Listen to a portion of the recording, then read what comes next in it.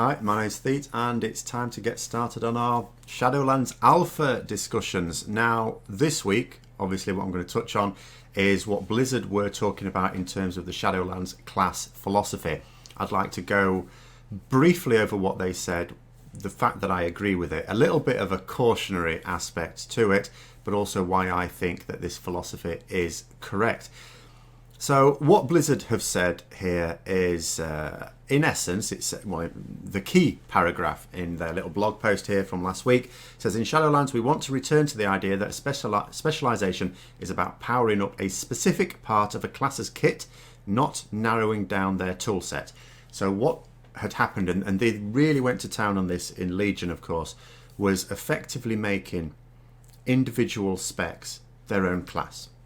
Now, the biggest problem with this is what you do then is you in effect create 36 separate classes.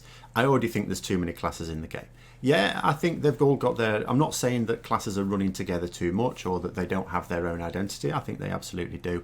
But in terms of a game balance point of view, I am super casual now. So casual that I haven't really played much of BFA at all. And in fact, I spent more time on the BFA Alpha and Beta than I've done when it's been live. Only returning now, just level up a few characters for Shadowlands. But for many years I was playing, and I played as a raider, ultimately as a mythic raider. And of course, class balance was very, very important to me because ultimately my attitude is that the class you play should be a role-playing game decision for you. You know, they all do have their identity, and that's all really important. And so you should play the class that you most identify with, and you should be able to play the role that you wish to play in, whatever competitive form of the game. And yeah, when you've got different competitive forms of the game, you know, your Mythic plus Dungeons, your Mythic raiding, and your, arena and rated battlegrounds, if you want to add that in as well, it's very, very difficult to balance. We understand that. But when you make certain philosophy decisions that make it impossible to balance, well, you're not even really trying. So narrowing it down from what is effectively 36 separate classes to 12 classes with specs that are going to be good in different scenarios, that will be much better.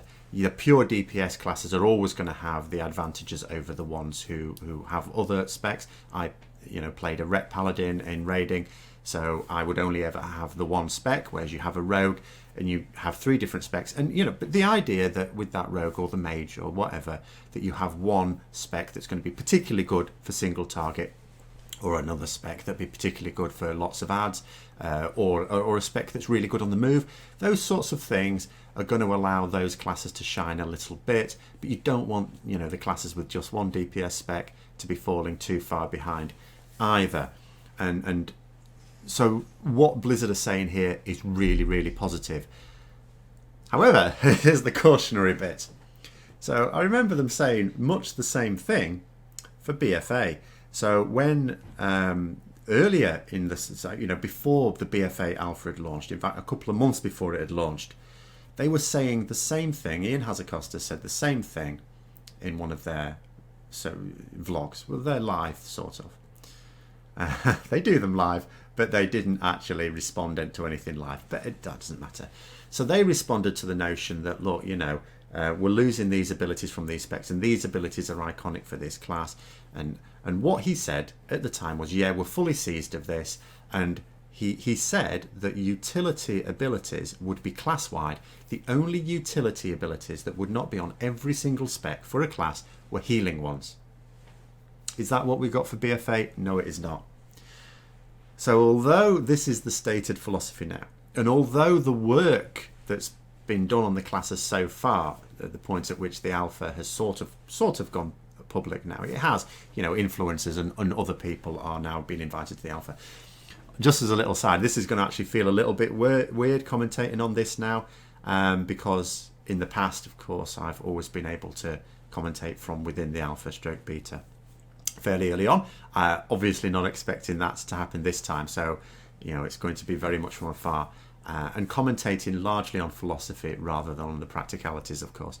But yeah, that is my main worry. I approve of this philosophy as stated in this blog post, and I agree with it, and I've agreed with it for some years, and I hope that they mean it this time. but they have said it before, just over 2 years ago. I'll just leave that out there. So those are my general thoughts. I'll follow up next week with my more specific thoughts on Ret Paladins and any other news that comes out, of course. Let me know your thoughts in the comments below. Hope you found the video interesting. If you did, don't forget to click the like button. And until next time, I'll see you later.